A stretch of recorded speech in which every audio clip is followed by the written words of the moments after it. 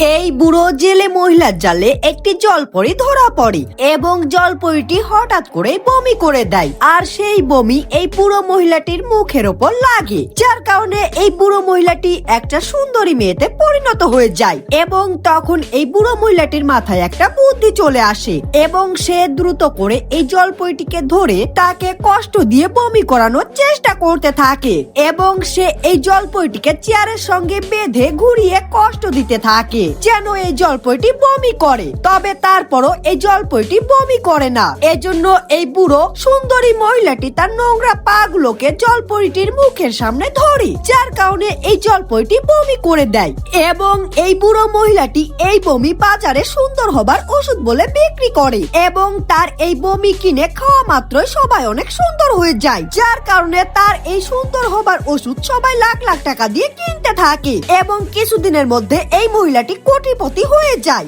এর জন্য এই জলপরিটি মহিলাটির পায়ের কাছে এসে শুয়ে পড়ে এবং তার পা ধরে শিকল খুলে দিয়ে তাকে মুক্ত করে দিতে বলে। কিন্তু এই শয়তান লোভী মহিলাটি তাকে পিটিয়ে কষ্ট দিয়ে আবারও তার নোংরা পা গুলোকে জলপরিটির মুখের সামনে ধরে যেন সে বমি করে এবং সে এই বমি বিক্রি করে আরো বেশি টাকা কামাতে চায়। তবে এবারে জলপরিটি অনেক বেশি রেগে যায় এবং সে বুদ্ধি করে তার লেজ থেকে কিছুটা আঁশ ছিঁড়ে খেয়ে নেয়, যার কারণে তার মুখ থেকে বিষাক্ত বমি বের হয় এবং এই বিষাক্ত বমি এই শয়তান মহিলাটির মুখে লাগে, যার কারণে সে আবারও বুড়ি হয়ে যায়।